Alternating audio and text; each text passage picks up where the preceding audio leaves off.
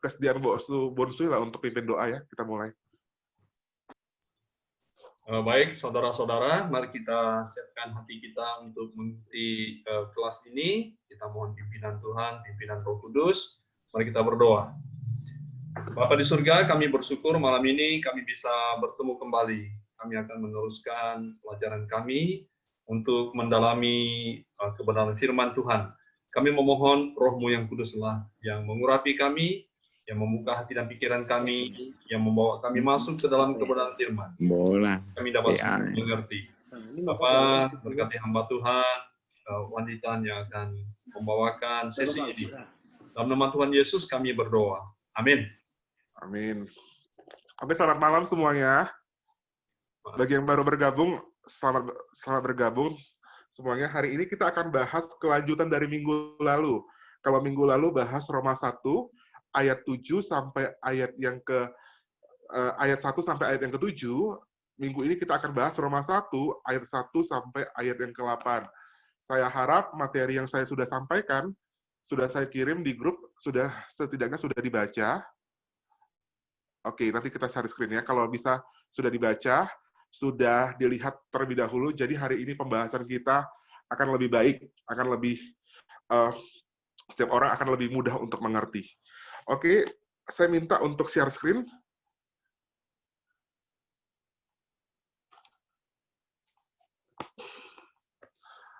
Oke. Bapak Ibu, sebelum kita mulai lebih lanjut, kita akan baca ayatnya terlebih dahulu ya.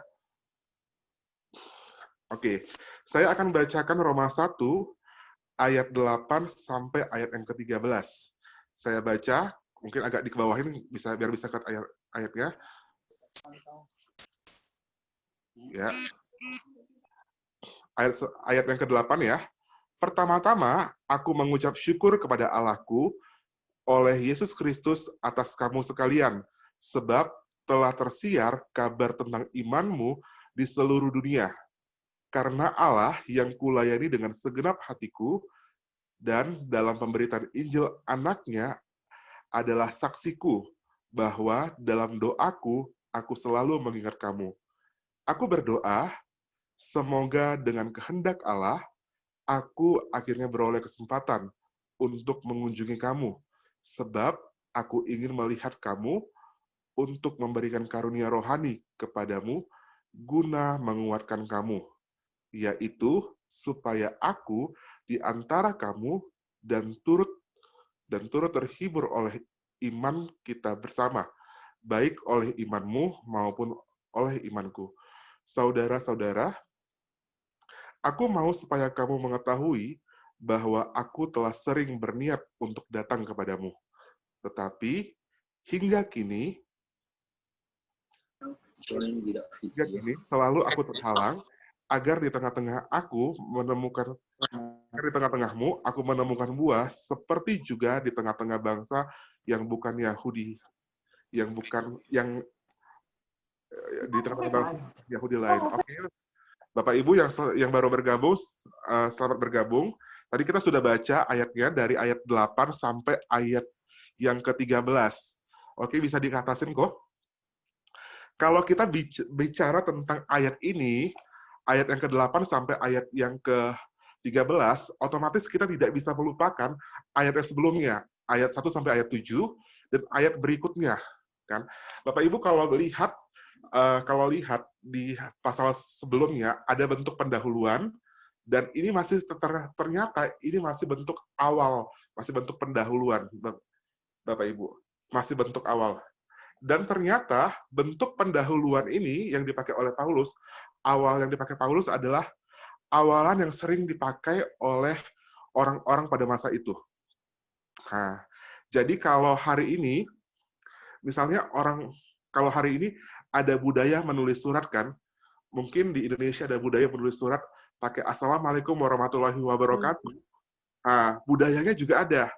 Pertama harus ngomong apa, kedua harus ngomong apa, ketiga harus ngomong apa, sampai seterusnya harus ngomong apa. Budaya itu juga ada. Oke. Kalau kita baca sini sama seperti ayat 1 dan 7, ayat 8 sampai ayat 13 merupakan pengantar dari surat Roma, penyusunan penyusunan pembuka ayat 1 sampai ayat 7 dan ayat 8 sampai ayat 13 disusun menurut patokan dunia Helenistis yang berlaku untuk masyarakat. Apa itu budaya Helenistis? Kebudayaan Helenistis adalah perkembangan berikutnya dari kebudayaan Yunani di antara bangsa-bangsa di kawasan Laut Tengah bagian timur yang mencerminkan kebudayaan yang dimulai dari Athena.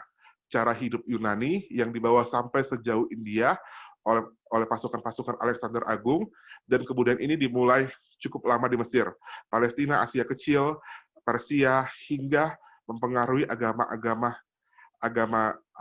pemerintahan, bangsa, kesenian, dan banyak hal ya Bapak Ibu. Ternyata cara Paulus menulis surat juga cara Paulus yang menulis surat ini adalah cara Paulus yang sangat kekinian di masanya.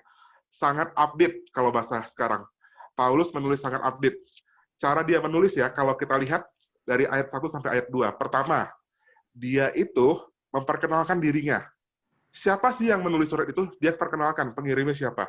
Perkenalkan apa itu gelarnya. Gelar dari pengirimnya siapa. Yang kedua, yang berikutnya, dia sampaikan apa tugas-tugas dia yang diemban. Dan disampaikan alamat tujuan dari surat yang ditulis. Lalu dia mengucapkan salam lagi. Mengucapkan salam. Yang berikutnya, ini kita masuk ayat 8-nya nih ya. Ayat 8-nya, dia mengucap syukur lagi. Terus dia mulai untuk mengatakan doa syafaatnya. Dan dia menyampaikan doa agar mendapatkan kesempatan untuk mengunjungin. Dan dia sampaikan pokok dari surat ini. Isi suratnya apa sih? Tujuan surat ini apa sih? Yaitu untuk mengunjungi. Paulus juga menyebutkan alasannya, yaitu untuk saling menguatkan, saling menghibur, saling mengabarkan Injil di wilayah Roma. Ini adalah susunan yang digunakan Paulus untuk membuka suratnya, untuk menjadi awalan suratnya. Ini adalah susunan yang sangat sering digunakan pada masa tersebut. Jadi, kalau orang mungkin hari ini nyusun surat ya, mulai dari tanggal, mulai dari salam, mulai dari pembuka, isi, dan budaya ini adalah budaya menulis surat yang sejenis ini adalah budaya yang juga dipergunakan pada masa itu. Jadi, secara tidak langsung, Paulus ini sangat update tulisannya sangat menyesuaikan dengan konteks zaman. Oke, kita akan mulai bahas bagian ini satu persatu dari ayat 8. Oke, Bapak Ibu kalau lihat ayat 8 sampai ayat yang ke-13 setelah dibaca ya, apa yang terpikir di benak Bapak Ibu? Di ayat 8, Paulus berkata gini, pertama-tama aku mengucap syukur kepada Allahku oleh Yesus Kristus atas kamu sekalian, sebab telah tersiar kabar tentang imanmu di seluruh dunia. Apa yang terpikir di benak Bapak Ibu? Iman seperti apa sih yang dimiliki orang-orang di Roma? Iman seperti apa sih yang dimiliki oleh orang-orang di Roma? Kalau Paulus ngomong ini, telah tersebar tentang imanmu di seluruh dunia. Iman seperti apa kira-kira yang dimiliki? Oke, kita coba interaksi ya di sini ya. Menurut Anda, iman seperti apa sih yang dimiliki oleh jemaat di Roma? Kalau Paulus ngomong, imanmu itu telah tersiar, telah tersebar kabarnya. Aku tuh udah tahu loh imanmu yang telah tersiar kabarnya sampai di seluruh dunia. Itu kira-kira jemaat di Roma ini punya iman yang seperti apa sih? Coba ada tanggapan nggak? Bapak Ibu ada yang mau menanggapi coba? Bisa lewat chat atau bisa ngomong langsung aja.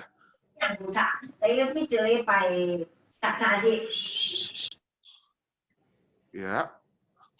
Menurut Bapak Ibu, iman seperti apa sih yang dimiliki oleh jemaat di Roma? Kalau Paulus ngomong demikian.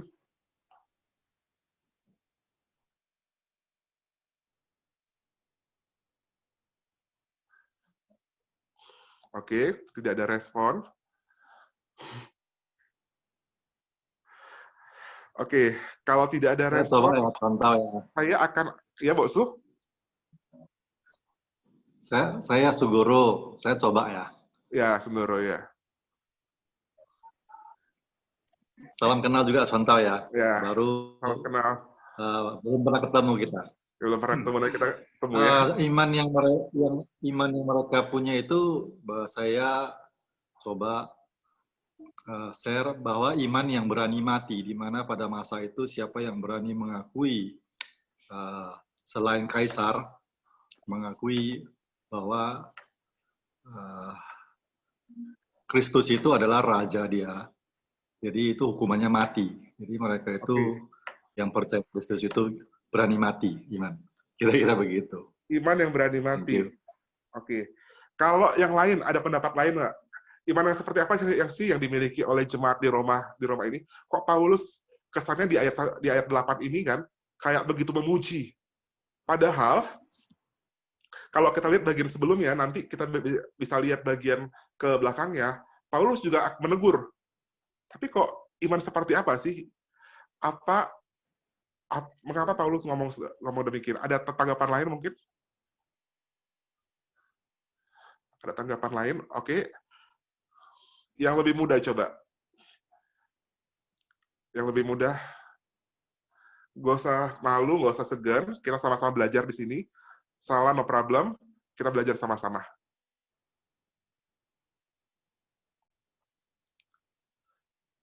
Oke.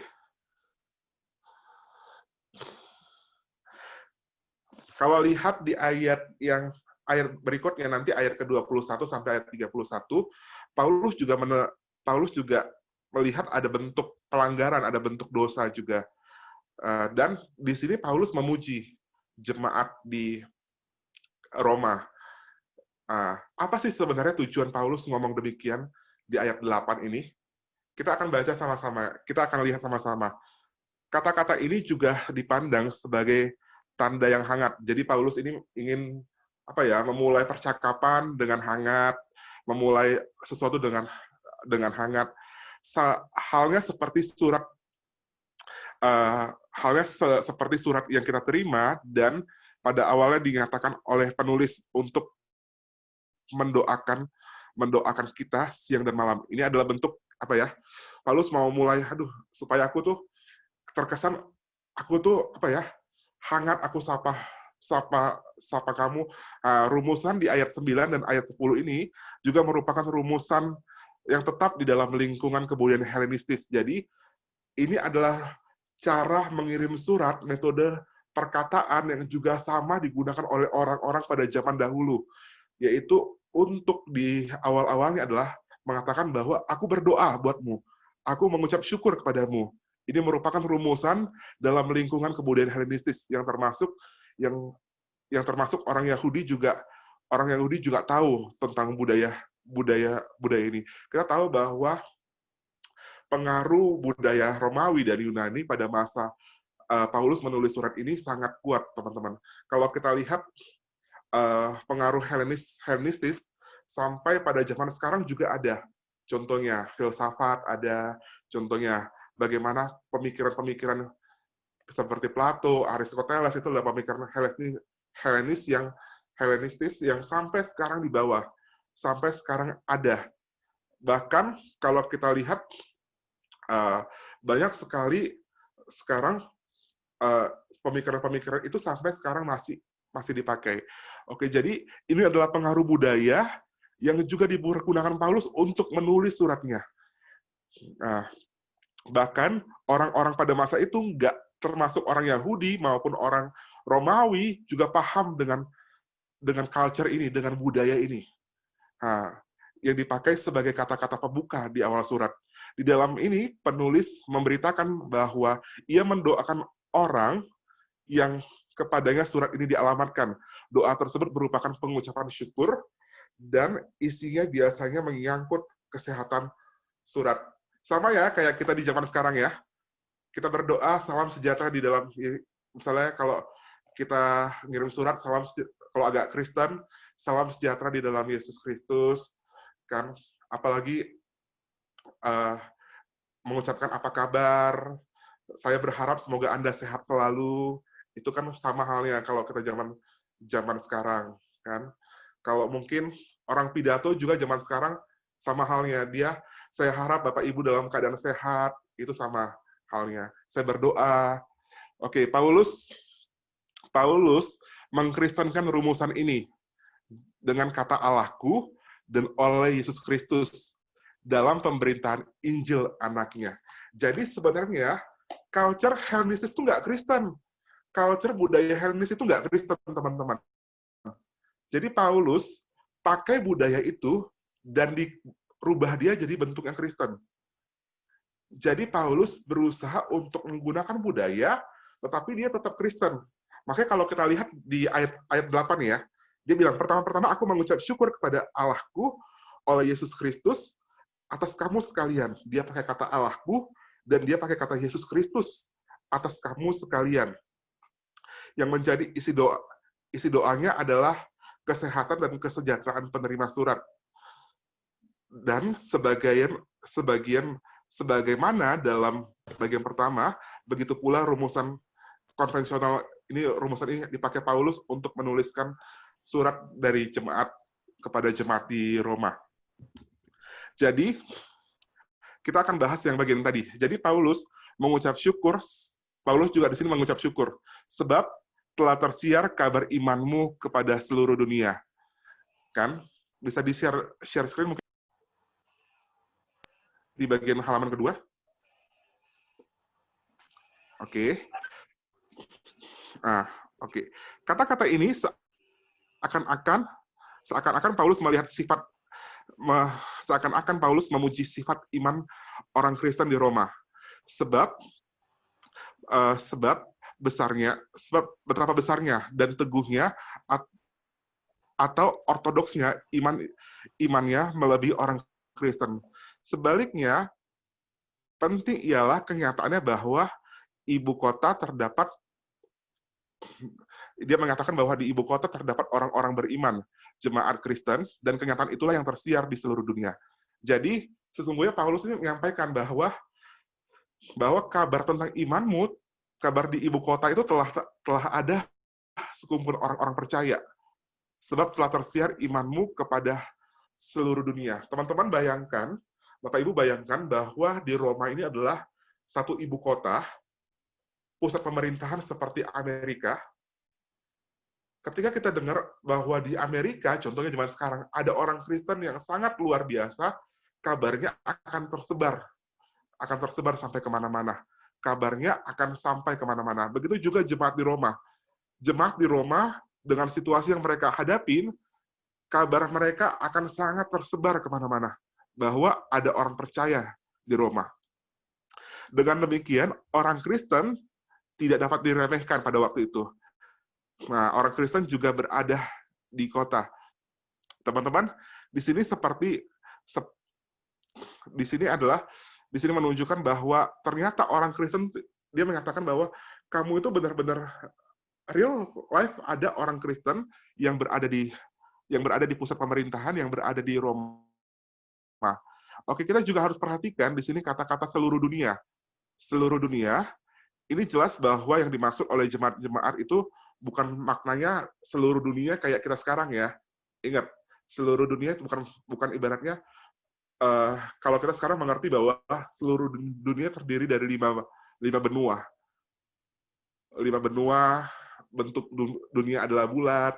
Kalau pada waktu itu dikatakan bahwa seluruh dunia, apa pengertian mereka tentang seluruh dunia? Apakah mereka mengerti bahwa dunia ini bulat pada waktu itu? Belum, mereka belum tahu. Seluruh dunia maksudnya di sini adalah yaitu jemaat seluruh kekaisaran yang mencakup jemaat pada masa tersebut. Dunia bukan diartikan secara universal seperti sekarang, tapi dunia diartikan seberapa mereka paham daerah yang mereka jangkau. Ingat, konsep dunia bulat itu hanya baru ditemukan pada abad-abad berikutnya itu oleh Galileo, teman-teman, bahwa bumi ini bulat, bumi ini apa. Jadi mereka mengerti adalah sejangkauan mereka aja, sejangkauan mereka. Berarti kabar tentang imannya ini adalah kabar tentang bahwa ada sekumpulan orang Kristen di jemaat tersebut. Oleh karena itu aku mengucap syukur kepada Allahku. Dengan demikian, ia mengakui bahwa jemaat di Roma adalah orang-orang yang dikerjakan oleh Allah. Jadi dia mengucap syukur kepada Allah karena Allah lah yang menghadirkan jemaat di Roma. Nah, mengucap syukur kepada Allahku juga sering dipakai di kitab Mazmur, yaitu ungkapan yang termasuk suasana doa pribadi. Dalam doa pribadi, Paulus juga memang biasa mengucapkan syukur kepada jemaat-jemaat yang atau memanjatkan doa syafaat kepada dia. Jadi Paulus di sini mengatakan bahwa di ayat ke-8, pertama-pertama aku mengucap syukur kepada Allahku. Dia menyadari bahwa dia harus mengucap syukur kepada Allahku oleh karena Yesus Kristus kamu sekalian, sebab telah tersiar imanmu di seluruh dunia. Bahwa dia mengucap syukur yang pertama adalah adanya jemaat di Roma itu bukan karena usaha manusia, tapi karena Allah sendiri yang mengizinkan hal tersebut. Karena Allah sendiri yang membentuk jemaat tersebut. Atas seizin Allah, teman-teman. Oleh Yesus Kristus. Dia mengucap syukur atas pekerjaan Allah tersebut. Dia mengucap syukur atas iman jemaat itu juga kepada Allah. Banyak orang sekarang, kalau kita lihat mungkin pada waktu masa kini ya, pada masa kini orang-orang mungkin sering mengatakan, aduh kamu itu kenal Tuhan gara-gara aku. Kenal Tuhan gara-gara saya loh. Kamu tuh pergi ke gereja gara-gara saya. Paulus bukan orang yang demikian. Paulus sadar benar bahwa ketika orang itu percaya kepada Tuhan, ketika orang itu percaya kepada Allah, bukan karena usaha dia, bukan usaha orang lain, tapi apa? Karena atas izin Allah juga, dia percaya. Bapak Ibu pernah nggak sih bertemu dengan orang, misalnya gini, orang yang ibaratnya sudah Bapak Ibu injili, sudah Bapak Ibu mungkin beritakan kabar baik kepada dia, tapi ibaratnya orang itu tidak sama sekali tidak merespon hal tersebut. Mungkin orang itu menganggap hal tersebut sebagai hal-hal yang hal-hal yang tidak layak untuk masuk ke pemikirannya, atau orang tersebut tidak merespon dengan baik. Pernah nggak mengalami demikian? Mungkin bisa di-share kalau ada yang pengalaman demikian. Mungkin Bapak Ibu udah usaha sampai mulut berbusa atau sampai habis uang untuk jumpain mereka, mau memperkenalkan tentang Yesus Kristus, tapi kok sulit sekali sih. Pernah nggak mengalami hal demikian? Ayo, mungkin yang ibu-ibu, tadi udah ada bapak-bapak, ibu-ibu mungkin pernah nggak alami hal demikian? Sudah datang bolak-balik ke orang tersebut, mungkin sudah datang berulang kali, sudah habis uang, sudah habis perasaan, habis pikiran, tapi kenapa orang ini kok nggak percaya sih? Pernah nggak kita alami hal tersebut? Atau pernah sebaliknya, saya datang ke orang tersebut, satu kali aja datang, orang itu langsung percaya. Saya samperin orang tersebut, baru ketemu, baru ngomong 5 menit aja, orang itu langsung percaya. Pernah nggak kita alami demikian? Mungkin pernah mengalami ditolak, atau pernah mengalami bahwa satu kali saya datang aja, orang itu udah merespon dengan baik, bahkan bisa percaya sama Tuhan. Pernah nggak? Ayo, Bapak Ibu, mungkin ada yang pernah punya pengalaman seperti itu?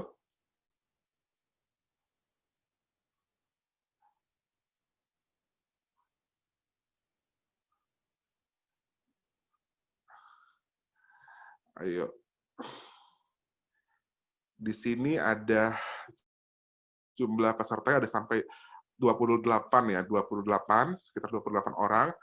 Mungkin bisa satu orang orang saja di-share, mungkin dia punya pengalaman di mana Tuhan begitu dia memberitakan Injil, ada satu orang yang langsung bertobat satu kali pertemuan, bahkan hanya setengah jam bertemu langsung bertobat, bahkan cuma 5 menit saya ngomong sama dia langsung bertobat. Pernah nggak alami demikian? Oke, atau pernah udah datang ke orang tersebut berulang kali, datang sekali, 2 kali, sampai berpuluh-puluh kali saya datang, tapi orang tersebut nggak percaya. Pernah nggak? Kalau saya pribadi pernah hadapi 2 hal demikian. Pernah datang ke orang yang cuma sekali doang, tapi dia langsung bisa percaya. Pernah berhadapan dengan orang yang mungkin saya harus datang berulang-ulang kali, dan responnya tidak baik, dan dia tidak langsung percaya, Bapak Ibu. Kalau kita bertemu berhadapan dengan hal demikian, kalau kita bertemu dengan misalnya orang satu kali pertemuan, kita injili dia dan langsung ibaratnya dia terima Tuhan Yesus. Cuma bentar. Kalau kita tidak menyadari bahwa hal tersebut adalah pekerjaan yang dilakukan Allah, mungkin kita akan menyombongkan diri kita sendiri. Kita akan sombong terhadap diri kita sendiri.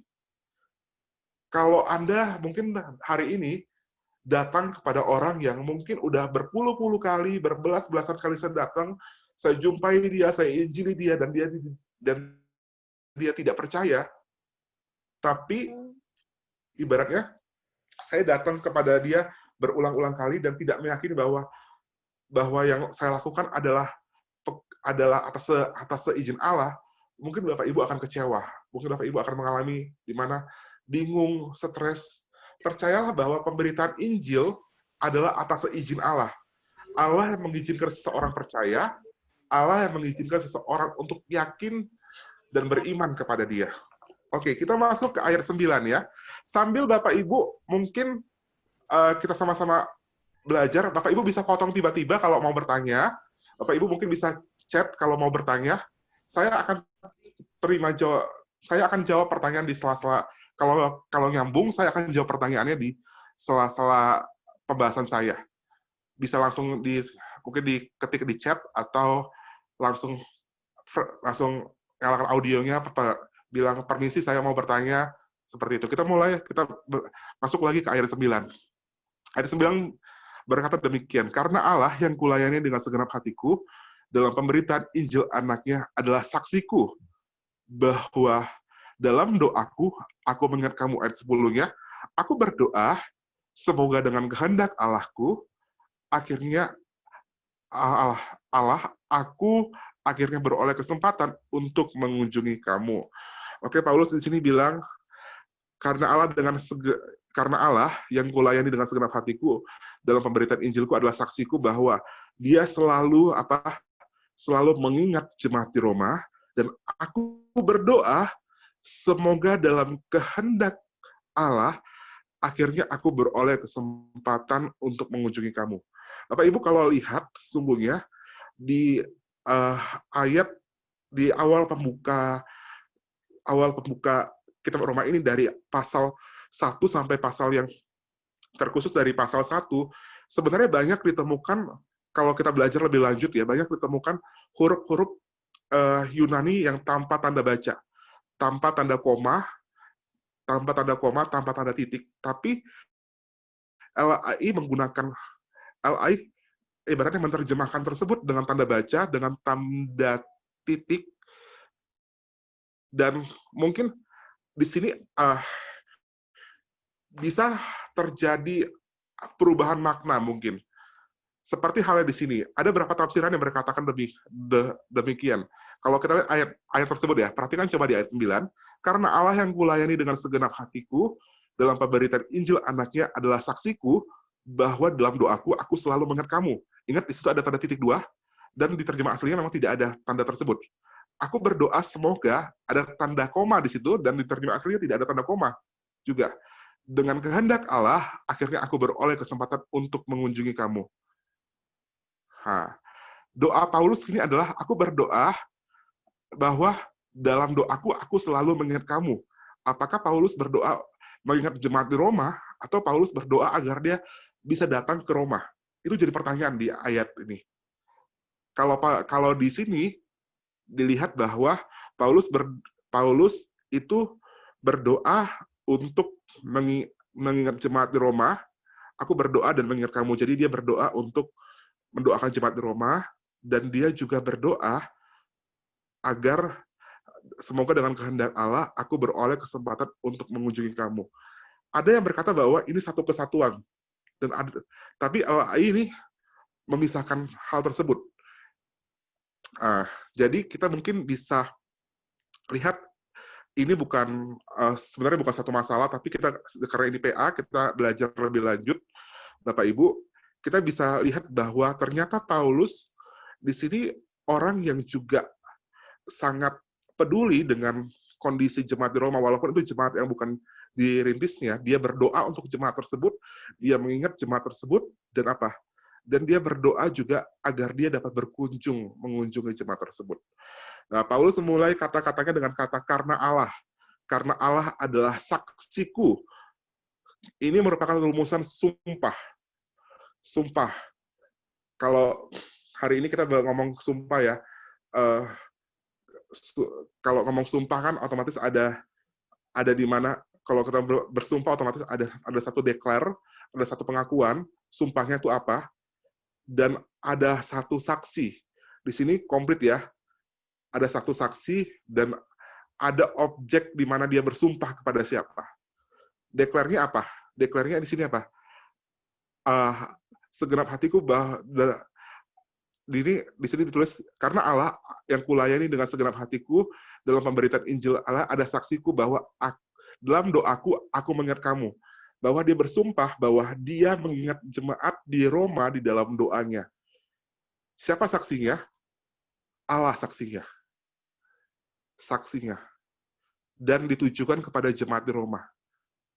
Bapak Ibu, kalau lihat makna dari sumpah, kelihatannya maknanya apa ya? Orang Kristen nggak boleh sumpah, orang Kristen nggak boleh bersumpah, tapi Paulus bersumpah loh di sini. Setuju nggak orang Kristen nggak boleh sumpah? Di sini mungkin bisa ditanyain nanti ya. Di sini adalah merupakan rumusan sumpah. Paulus biasanya dia berusaha untuk meyakinkan bila mana melakukan pertanyaan mengenai perasaan batinnya. Dia mengatakan perasaan batin dan dia mengatakan sumpahnya. Dengan sendirinya tidak tampak buktinya. Kita bisa lihat ya. Apakah Paulus mengenal perkataan Yesus yang tercantum di dalam Matius 5 ayat 33 sampai 37?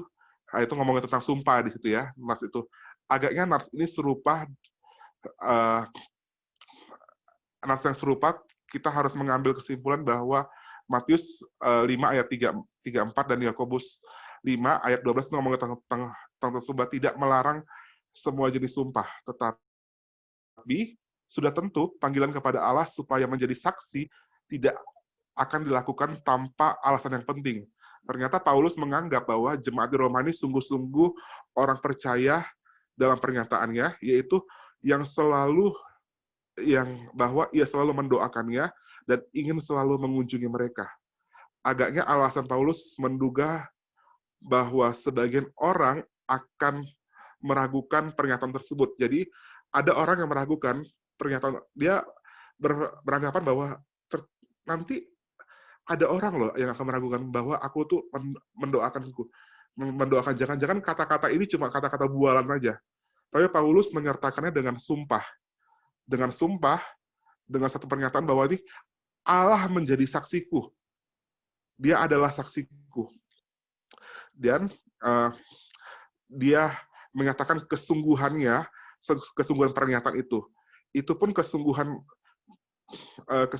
kasih Paulus terhadap jemaat di Roma. Menegaskan bahwa ia sungguh-sungguh bersedih hati karena nasib bangsa. Ini kesungguhan terhadap jemaat di Roma. Bukankah Paulus berkali-kali merencanakan akan perjalanan ke Roma, namun ia membatalkan? Bisa kita lihat di ayat yang ke-13. Rasul Paulus tidak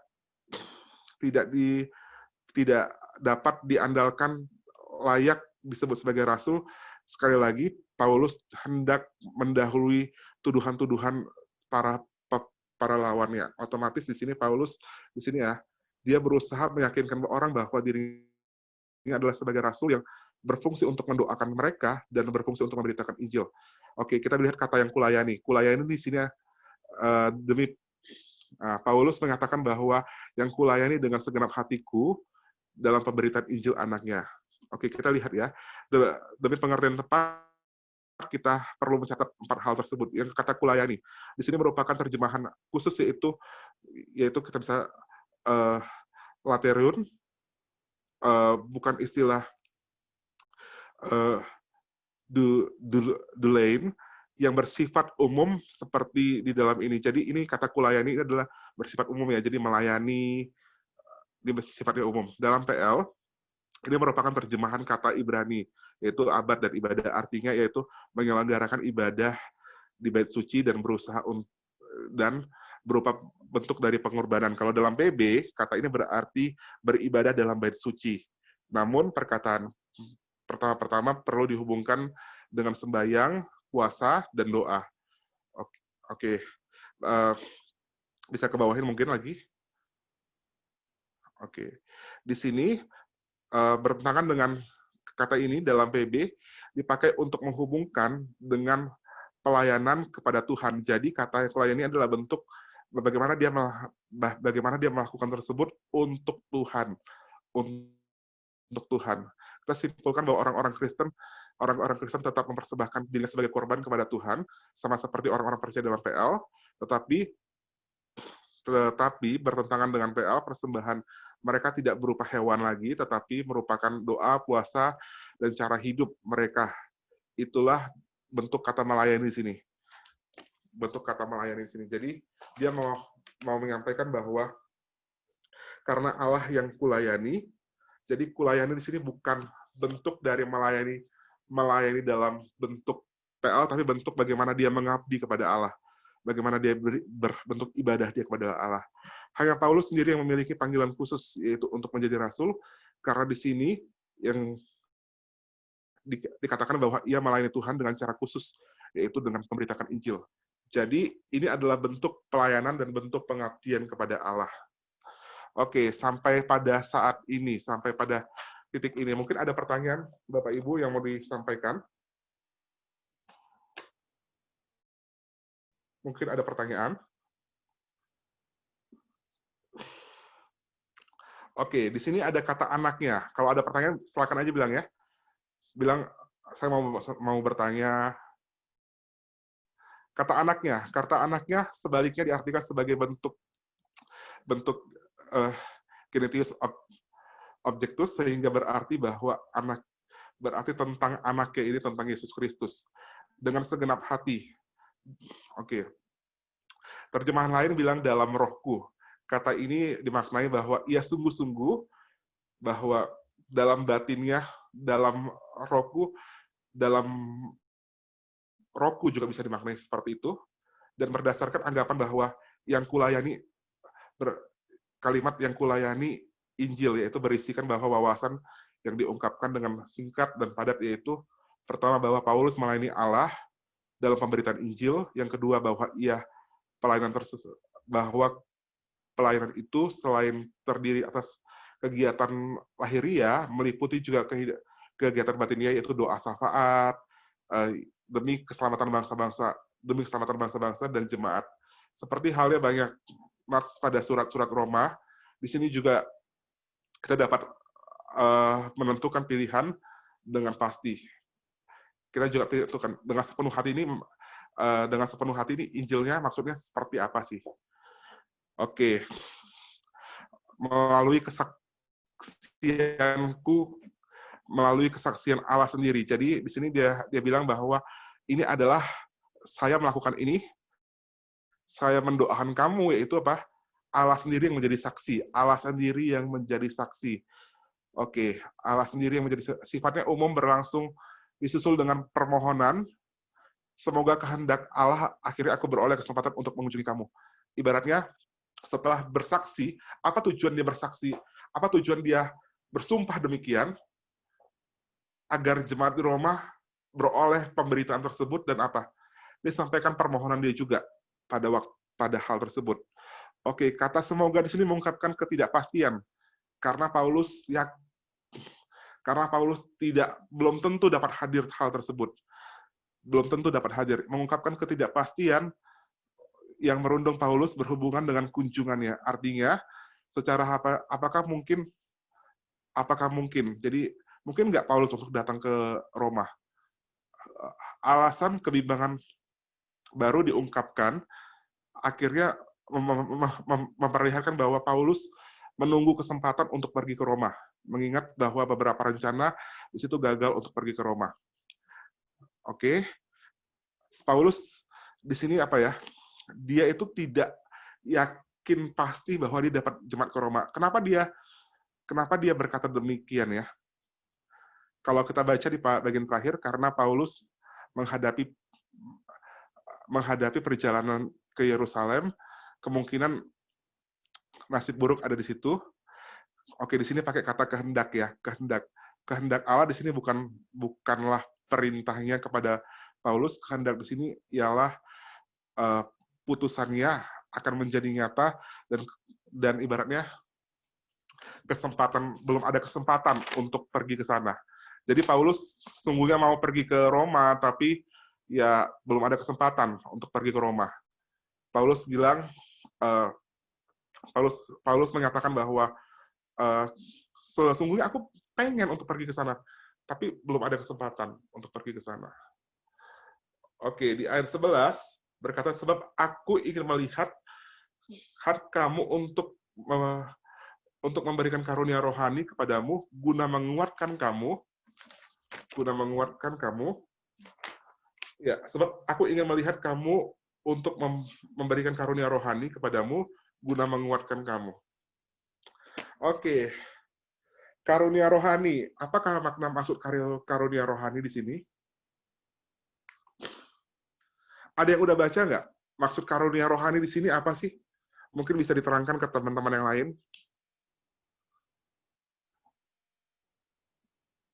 Karunia rohani di sini. Karunia rohani di sini maksudnya adalah sama halnya di sini adalah yaitu menyatakan tujuan kedatangannya untuk berbicara tentang penghiburan. Dia datang ke Roma. Karunia rohani sini maksudnya adalah karunia Allah dalam Yesus Kristus.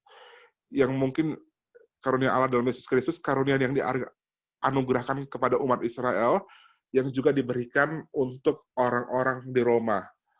Karunia khusus yang dilimpahkan kepada seseorang anggota jemaat yang menjadi sarana pelayanan kepada Allah dan kepada manusia. Oke, karunia rohani juga salah satu berkat Allah. Istilahnya dipakai yaitu karisma, yaitu dimaknai sebagai empat cara, yaitu karunia Allah, karunia yang dianugerahkan kepada umat, karunia khusus, dan salah satu berkat Allah. Paulus di sini mengatakan bahwa dia mau menyampaikan keinginannya untuk menyampaikan karunia rohani. Oke, kalau kita lihat kata ingin di sini bukan sekedar kata ingin di sini juga menyampaikan bahwa dia ingin sekali, rindu. Ini memaknai kata yang apa ya? Dia kalau dalam istilah Yunaninya, dia kata ingin ini pakai bentuk auris. Auris itu adalah menyatakan bahwa hal ini penting untuk ditegaskan bahwa dia ingin sekali, bahkan dia sangat ingin, teman-teman, sangat ingin untuk memberikan hal tersebut, karunia rohani tersebut. Oke, lanjut ke bawah mungkin.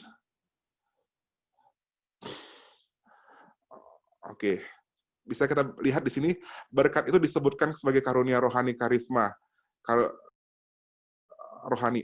Di sini berkenaan dengan dikuatkan, kita perlu memperhatikan hal tersebut. Kata itu menunjukkan bahwa Injil memang sebelumnya telah disebarkan ke Roma. Nah, di sini ingat loh, ada kata pemberitaan, ada kata dikuatkan. Dikuatkan berarti Injil sudah diberitakan di Roma dan jemaat itu butuh untuk dikuatkan. Oke. Kalimat itu juga memakai bentuk pasif yang artinya menguatkan bukanlah Paulus, Tetapi ingat, yang menguatkan adalah Allah sendiri yang menguatkan. Oke, jadi kalau bisa baca sini bahwa bentuk-bentuk kata pasif itu dalam bahasa Yunani itu ada beberapa kata yang mengatakan bahwa bukan manusia yang mengerjakan hal tersebut, tapi Allah yang turut campur mengerjakan hal tersebut. Kita masuk ke bagian 12, supaya yaitu di antara kamu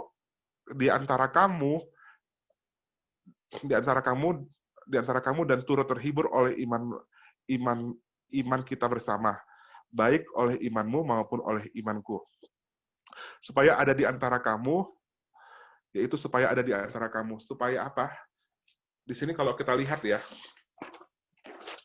baca ayat ke-12 ini kan, kita mulai dari ayat 11. Sebab aku ingin melihat kamu memberikan karunia rohani kepadamu guna menguatkan kamu, yaitu supaya aku ada di antara kamu dan turut terhibur oleh imanmu bersama baik oleh imanmu maupun oleh imanku. Bapak Ibu, Paulus ini melanjutkannya dengan merincikan, yaitu Paulus tidak merincikan tadi ya karunia rohaninya apa. Kalau di bagian-bagian lain, di bagian surat-surat lain mungkin karunia tersebut jelas, apalagi di Korintus itu jelas karunia rohaninya apa aja, tapi Paulus ini stop berkata tentang karunia rohani. Dia di sini mengatakan bahwa supaya ada di antara kamu, pemberitaan itu ditemukan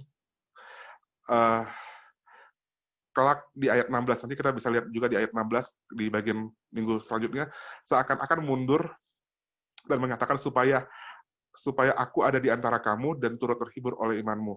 Dengan tambahan ini Paulus agaknya mencegah agar salah paham bahwa ia akan datang dan mengunjungi jemaat di Roma, teman-teman. Ia mendapatkan dirinya di tengah-tengah jemaat agar terhibur bersama mereka. Oke, Paulus di sini ingin agar dirinya menjadi penghibur bagi jemaat di Roma. Penghibur dalam makna apa sih? Penghibur dalam makna sebagai pemberita Injil. Selanjutnya mungkin. Oke, Bapak Ibu, mungkin ada yang mau respon? Silakan merespon. Oke, terhibur. Terhibur oleh iman orang Kristen di Roma. Dengan demikian, Paulus tampil sebagai bukan orang sembarang orang Kristen, tapi orang yang mengunjungi ibu kota dan diundang untuk mengucapkan sepatah buah kata-kata. Di sini Paulus ingin mengatakan bentuk penghiburannya kepada jemaat di Roma ya. Oke, kita masuk ke bagian terakhir, ayat 13. Sebelumnya, Bapak Ibu ada mau bertanya?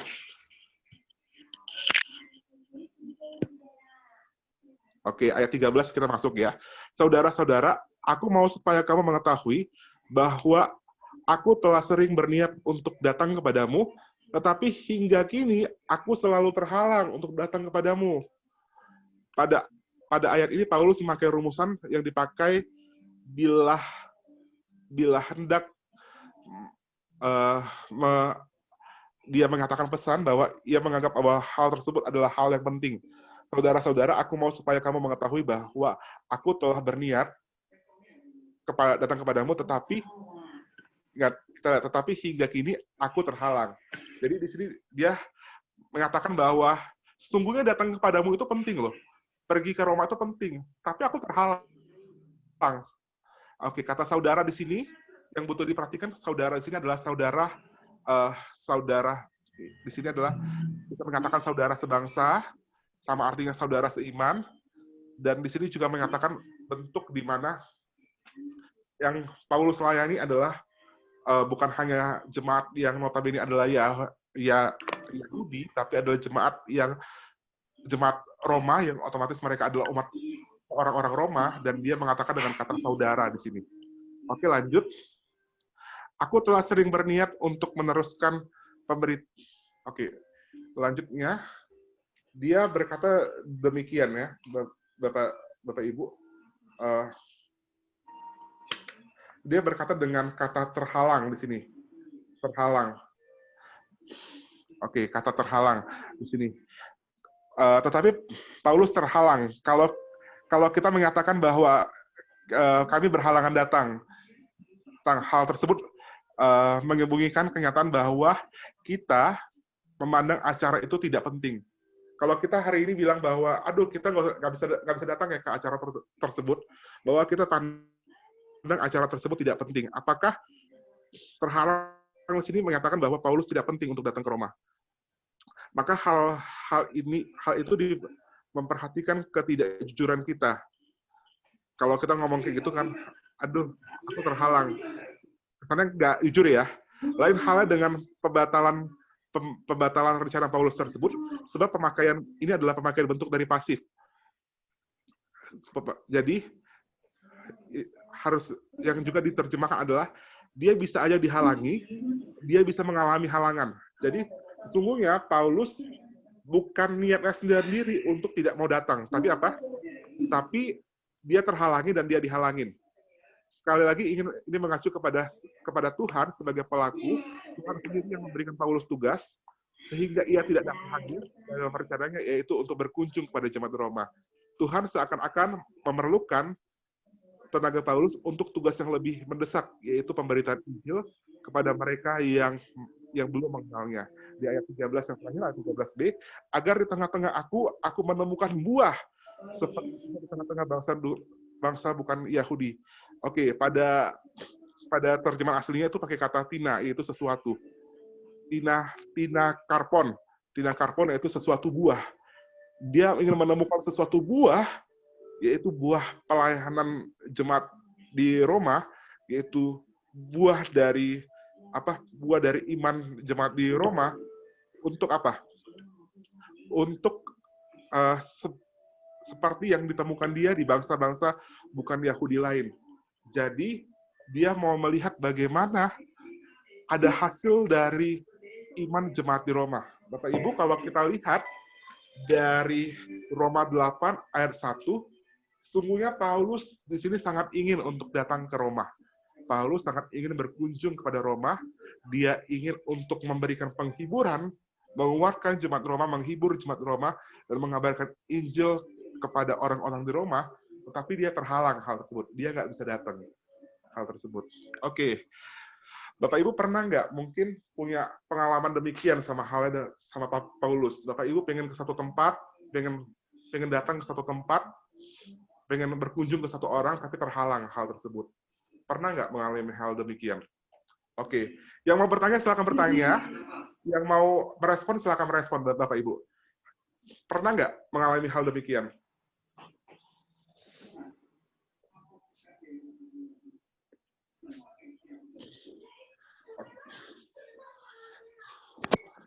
Oke.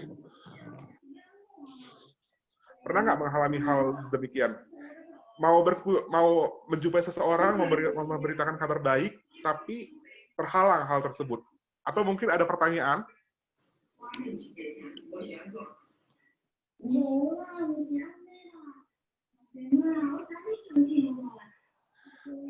Ayo, kita mungkin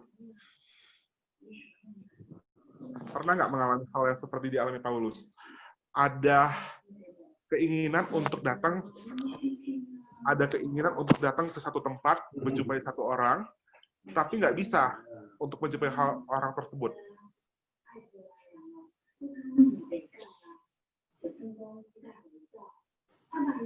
Atau pengen ke satu tempat gitu.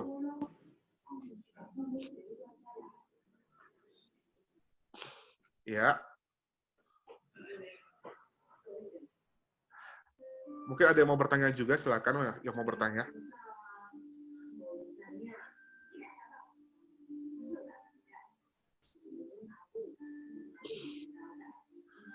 Oke, bisa di chat juga yang mau bertanya.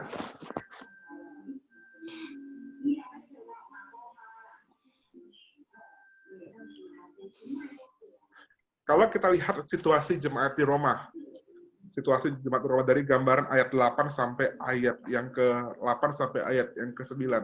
Terlihat kondisi mereka baik ya. Kondisi mereka sangat baik, ada orang-orang yang beriman di situ. Ada orang-orang beriman dan Paulus ingin melihat bagaimana buah dari iman mereka. Buah dari iman mereka. Apakah mungkin kita bisa bertanya di sini, apakah mungkin hanya orang-orang demikian yang ada di Roma, Apakah cuma ada orang-orang yang beriman ini yang ada di Roma? Oke, Bapak Ibu mungkin bisa merespon.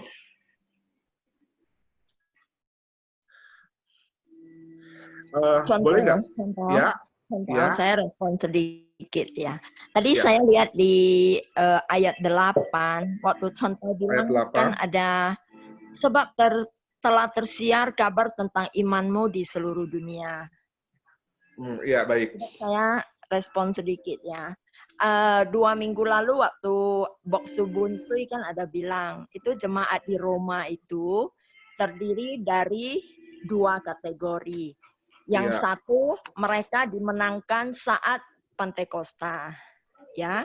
Satu lagi memang hasil dari penginjilan Paulus. Iya. Jadi saya mau tanya, apakah jemaat di sana itu seperti yang kita baca di Kisah Rasul, mereka termasuk orang-orang yang bertekun dalam pengajaran rasul-rasul. Waktu itu di Kisah Rasul pasal 2 ayat 44, dan semua orang yang telah menjadi percaya tetap bersatu dan segala kepunyaan mereka adalah kepunyaan bersama. Saat itu iman mereka kan begitu begitu kuat dengan Tuhan ya. Apakah jemaat di Roma ini sebagian adalah orang-orang tersebut contoh? Karena kita tahu jemaat Roma kan asalnya ada sebagian yang dimenangkan saat Pentakosta.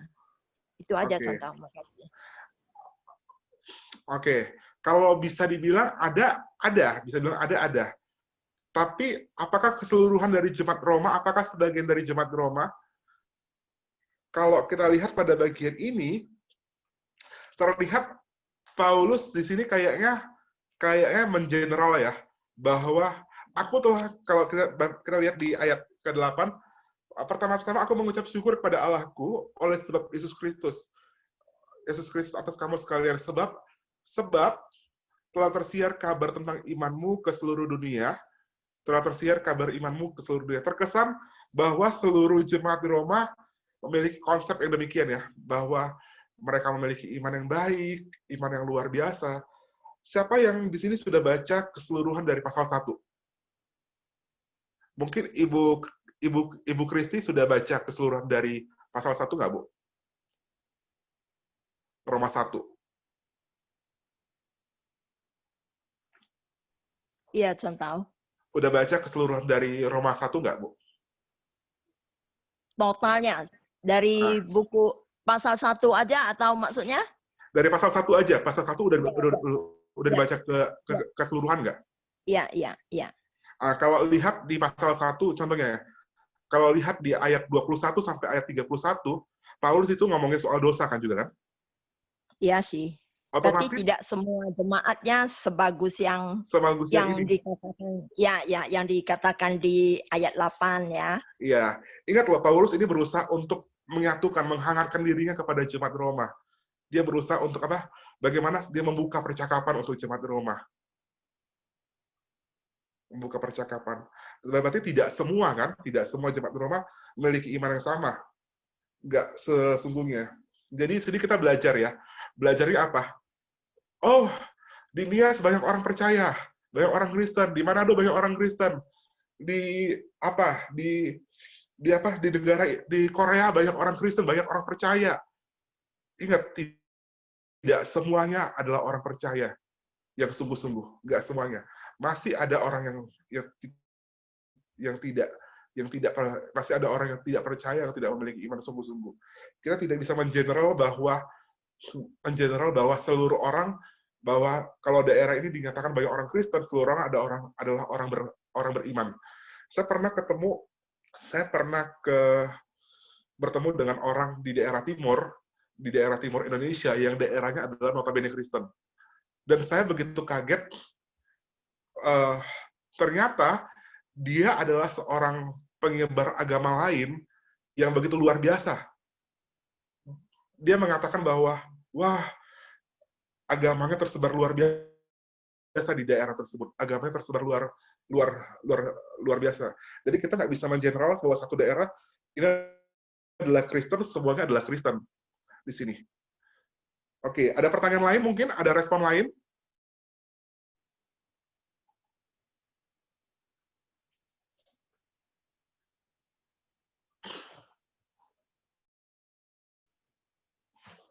Iya, hari ini agak sepi ya. Oke. Yang mau bertanya silahkan di chat juga. Di chat juga bisa. Ayat yang ke-8 tadi kita, Ibu Kristen tanya ayat yang ke-8 tadi ya. Terkesan memang bahwa seluruh jemaat memiliki iman yang sama, iman yang beriman di bagian 8 ini. Oke. Ada yang lain?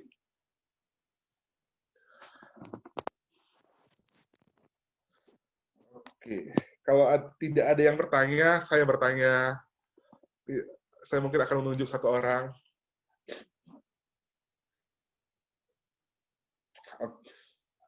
Oke.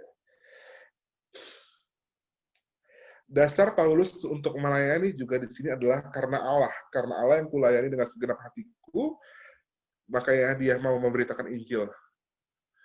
Nah, di sini. Jadi kita juga harus ingat punya kesatuan bahwa kita memberitakan Injil bukan karena kemampuan kita, tapi karena Allah yang juga memberikan hati dan memberikan beban kepada setiap kita. Memberikan hati dan memberikan setiap beban. Di sini pernah nggak Bapak Ibu mungkin dalam satu momen bertemu dengan seseorang, bertemu dengan orang yang baru Bapak Ibu jumpai mungkin di jalan, di halte, atau di transportasi umum. Tapi Bapak Ibu punya satu gerakan ya, saya harus beritakan Injil, saya harus ngomong Injil setidaknya sedikit dengan dia. Waktu hari itu punya nggak sih? Tuhan gerakan hal demikian dalam kehidupan Bapak Ibu. Pernah nggak alamin hal demikian mungkin? Bertemu misalnya dengan orang yang saya baru pertama kali ketemu loh. Tapi memang Tuhan gerakan hal tersebut untuk memberitakan Injil. Pernah nggak punya hal demikian?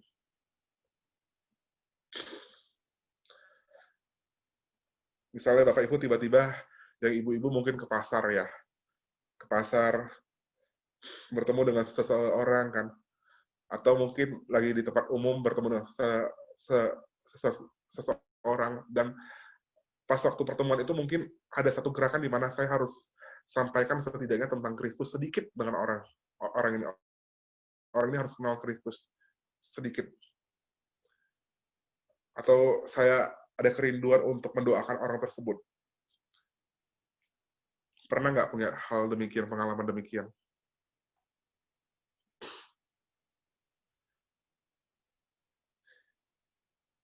Oke.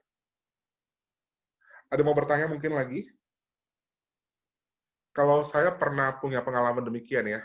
Saya pernah punya pengalaman di mana di pertemuan pertama saya ketemu dengan seseorang, ada satu gerakan di mana saya harus sampaikan firman Tuhan. Ada satu gerakan di mana saya harus datang kepada orang tersebut, sampaikan firman Tuhan. Jadi ada satu pengalaman ketika saya masih semester 2 di Bandung, ketika pulang ibadah. Ini kondisinya di gereja, Bapak Ibu. Saya di situ pulang pelayanan dan saya ibadah lagi di satu gereja yang dekat kampus sore-sore. Dalam satu momen kan di gereja itu saya nggak tahu kenapa tuh ya, saya tuh duduk paling 3 baris paling depan, dan saya tuh nggak tahu kenapa ada satu gerakan di mana bilang saya nggak boleh langsung pulang, saya berdoa dulu berdoa di situ, dan saya menemukan ada orang lain selain saya yang juga berdoa di situ. Nggak tahu kenapa, rasanya Tuhan gerakan saya untuk datang ke orang tersebut. Dan ketika saya datang ke orang tersebut, memang orang tersebut datang ke gereja dengan kondisi yang kelihatannya biasa aja.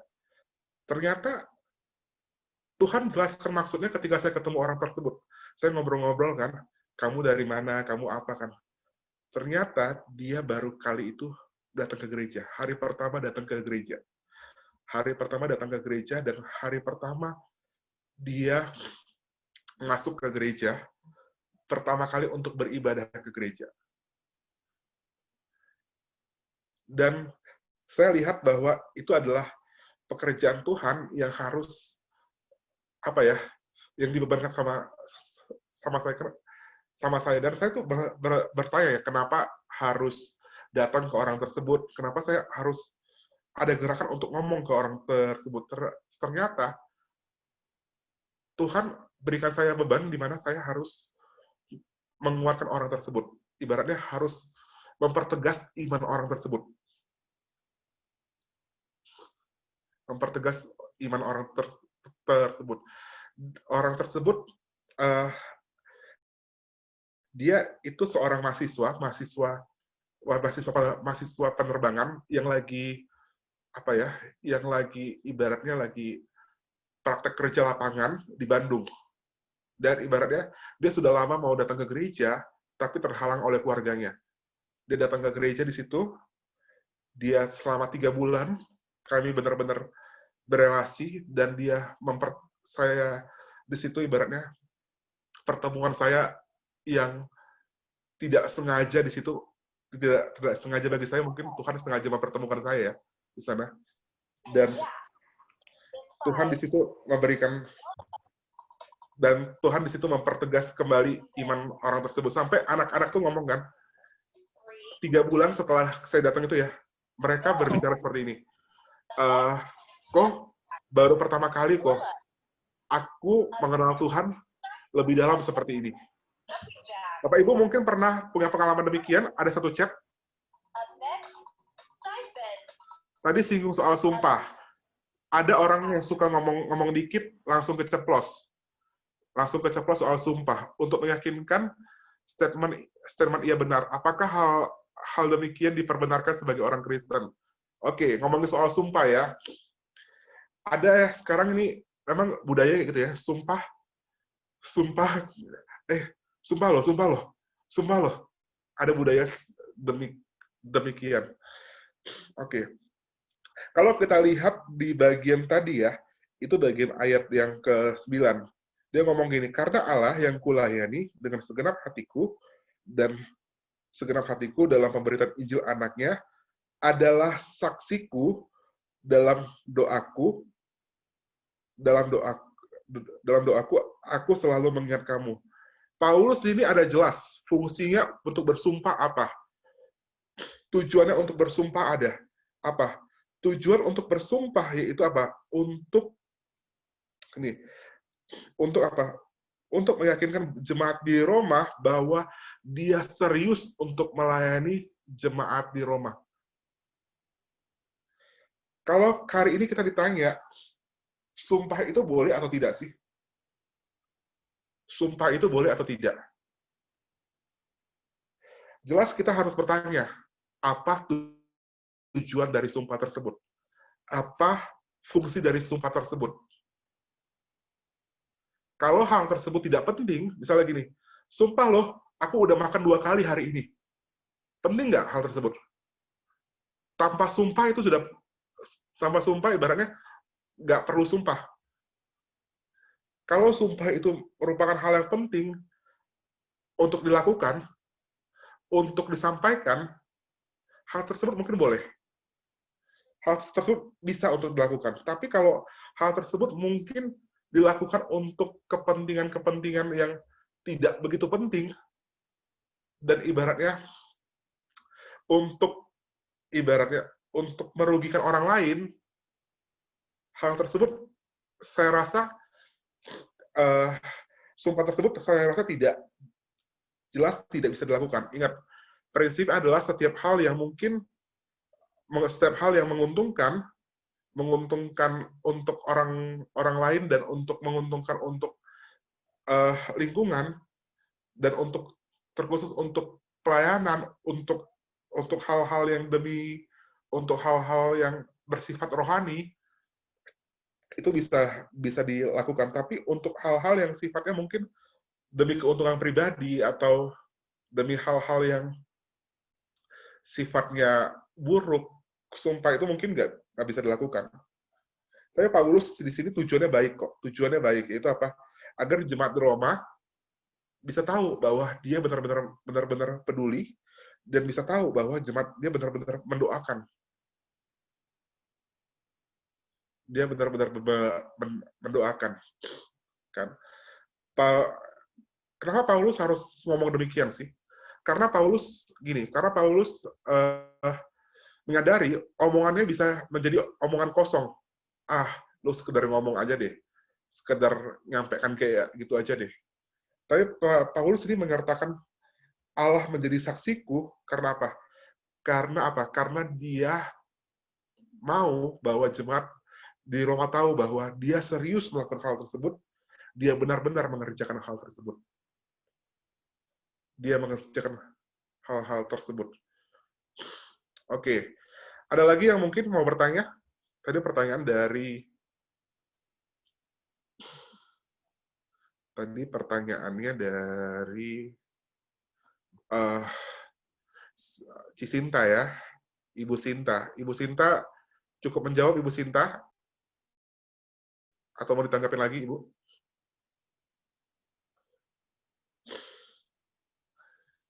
Ibu Sinta? Oke, thanks. Oke. Ada lagi yang mau bertanya?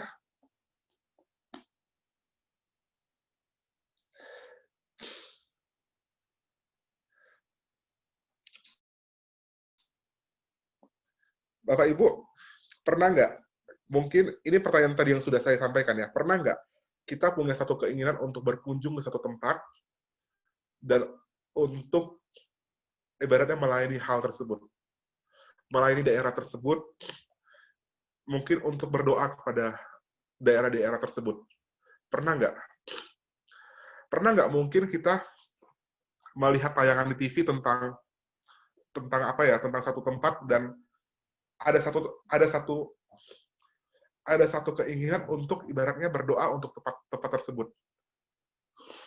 Saya sering sekali dalam kehidupan saya ya, ketika saya nonton sesuatu atau saya baca sesuatu tentang satu tempat atau tentang satu daerah, sering sekali Tuhan menggerakkan hati saya untuk berdoa kepada daerah tersebut atau berdoa untuk tempat di daerah tersebut, atau gimana ya, ketika saya berkunjung ke satu tempat kan, melihat ada satu hal yang tidak baik di tempat itu ya, mungkin ada hal-hal yang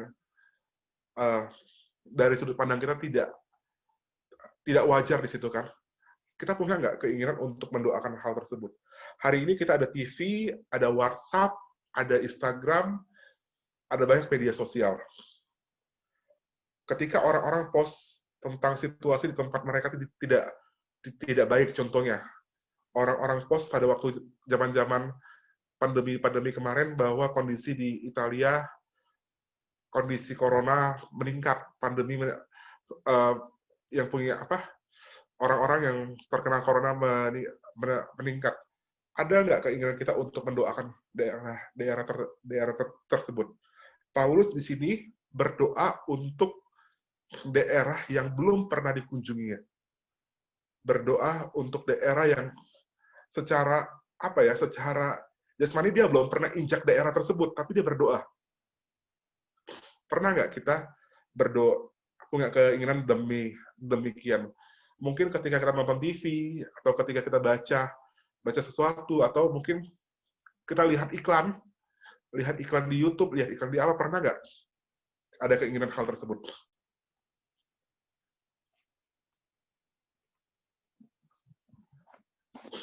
Oke, ada pertanyaan nih juga. Oh, enggak. Pernah nggak punya satu gairah untuk mendoakan hal tersebut, mendoakan daerah-daerah tersebut, mendoakan untuk lingkungan tersebut.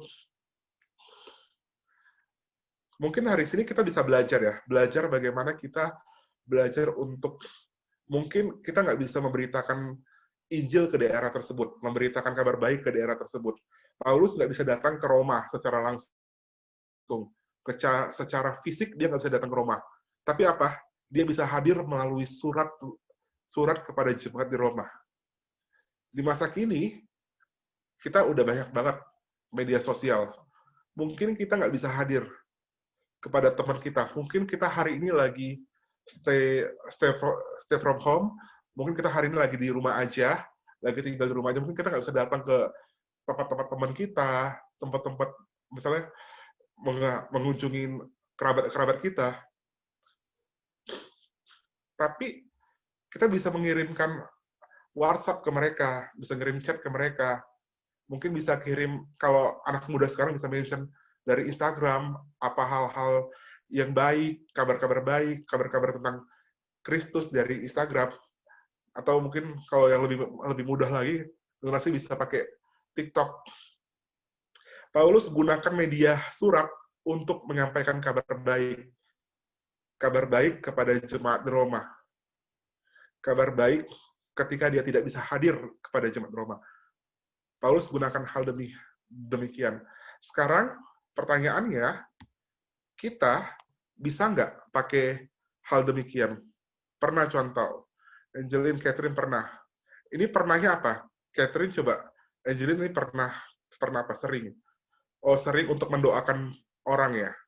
Ketika ada satu masalah, ketika melihat satu problem, sering, iya. Iya ya, kita harus sebenarnya hal tersebut harus dilatih sebagai orang percaya. Kalau saya jujur ya, saya sering bertanya dalam kehidupan saya, mengapa orang Kristen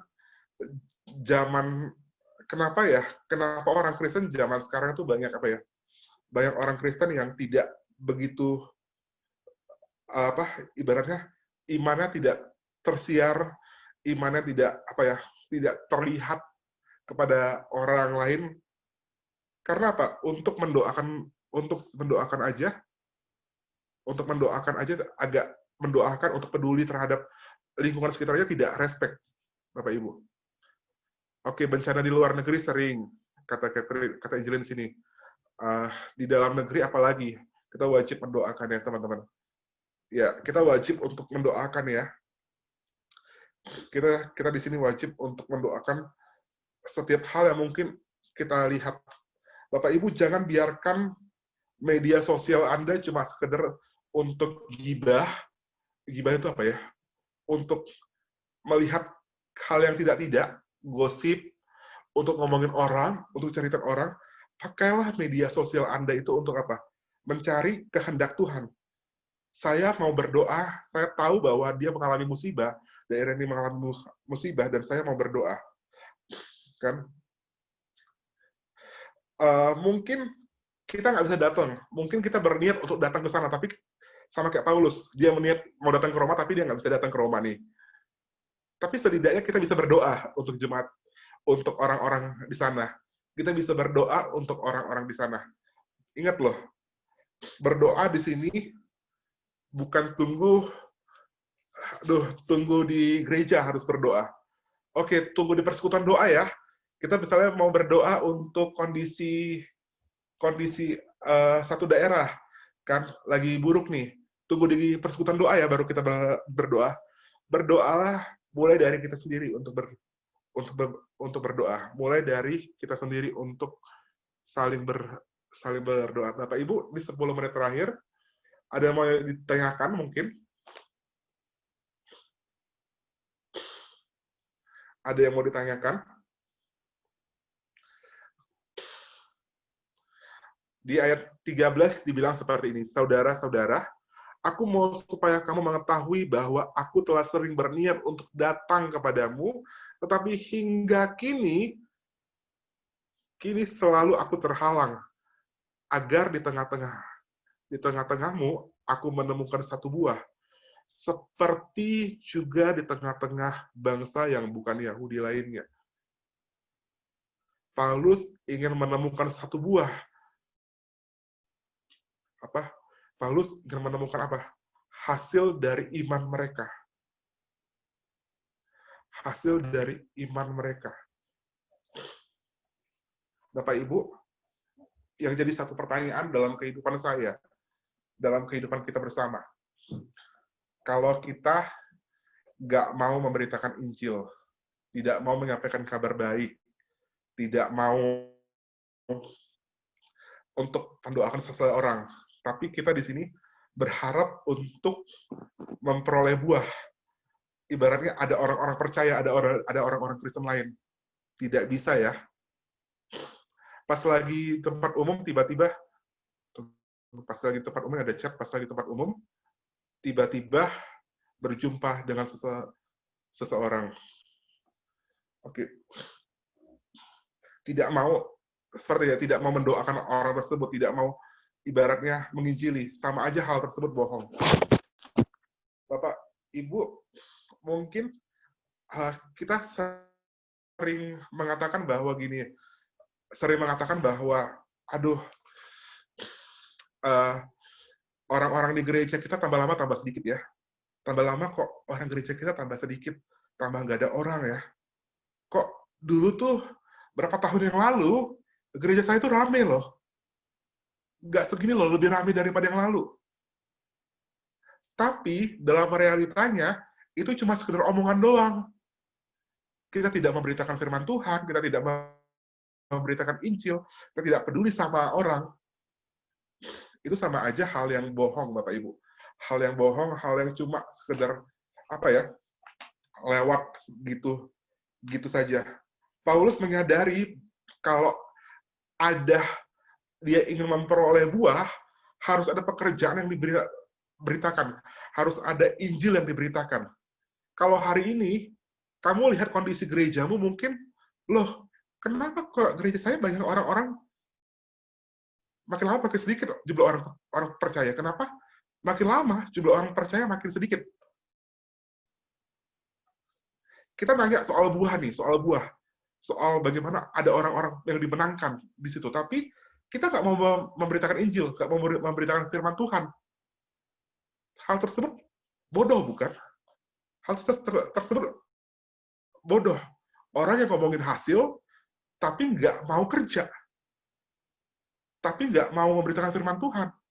Kalau di sini, kalau Anda mau benar-benar bahwa satu pekerjaan Tuhan dinyatakan, satu pekerjaan Tuhan benar-benar ada orang-orang percaya, mulailah untuk memberitakan Injil. Mulailah untuk memberitakan Injil.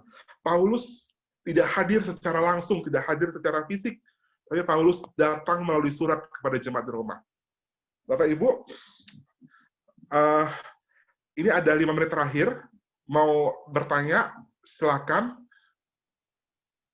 Yang mau bertanya silakan, atau ada yang mau menyampaikan sesuatu, atau mau menyampaikan hal-hal lain, atau mau sharing, silakan, Bapak Ibu.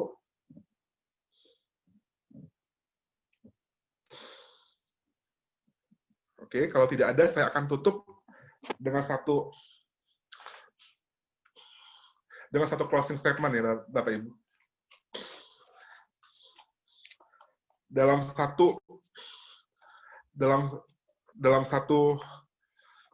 satu pemberitaan Injil, dalam satu penyampaian kabar baik, di sini tidak penting dalam ayat ini, ternyata jarak dan waktu, bagaimana situasi dan keadaan tidak menghalangi. Mungkin hari ini situasi kita dalam situasi yang buruk. Kita ngalamin pandemi, kita ngalamin bagaimana kita harus stay from home, mungkin kita terhalang untuk bertemu dengan orang. Pada bagian ini yang kita baca, yang kita renungkan bersama hari ini, ngomong bahwa hal tersebut tetap bisa dilakukan. Paulus tetap bisa mengirimkan suratnya kepada jemaat di Roma, walaupun dia nggak bisa hadir secara fisik di Roma. Walaupun Anda hari ini nggak bisa hadir, kepada teman-teman Anda, kepada orang-orang di luar sana, untuk memberitakan firman Tuhan, Anda bisa hadir melalui apa? Melalui media sosial Anda. Anda bisa hadir melalui apa? Melalui Instagram Anda, Facebook Anda. melalui apa? Melalui WhatsApp Anda. Ada banyak grup WhatsApp sekarang, melalui apa? Banyak hal Anda bisa hadir. Anda bisa hadir melalui media tersebut. Paulus hadir dengan surat kepada jemaat Roma. Bagaimana dia peduli dengan jemaat tersebut. Karena dia apa? Karena dia inginkan satu buah dalam pelayanannya. Dia inginkan satu buah, yaitu apa? Ada orang-orang Kristen yang percaya. Kalau kita ingin hal demikian, mulailah untuk memberitakan firman Tuhan. Ingat bahwa apa? Jarak, waktu, keadaan, kondisi tidak bisa menghalangi kita. Banyak hal yang bisa kita lakukan, banyak hal yang bisa kita kerjakan dalam hal tersebut. Oke, sampai di sini saya. Ada hal lain mungkin yang mau disampaikan?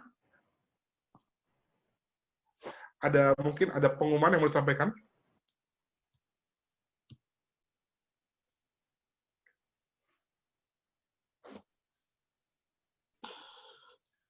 Apakah ada pengumuman?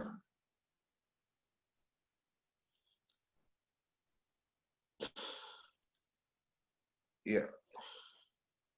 Tidak ada. Oke, sekarang sudah jam 20.57, 3 menit lagi kita akan berakhir. Kita akan tutup dalam doa. Yuk, mari kita berdoa ya. Tuhan, kami mengucap syukur Tuhan untuk malam hari ini ketika kami dapat membahas Roma dari Roma 1 dari ayat 8 sampai ayat 13 Tuhan.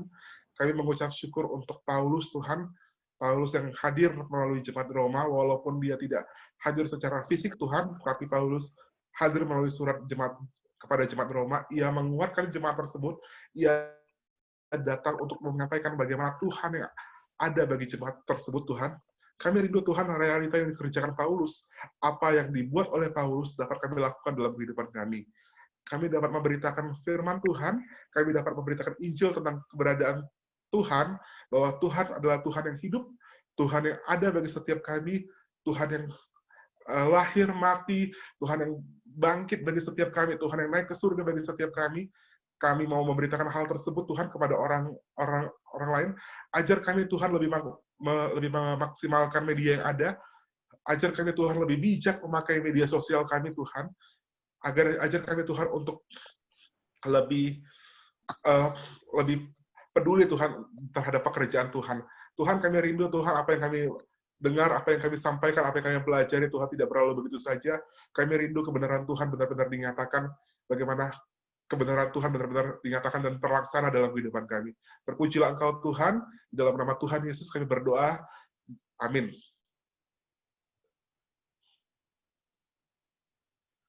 Iya. Ya, Bapak Ibu, saudara-saudari sekalian, hari ini kita berakhir sampai di sini.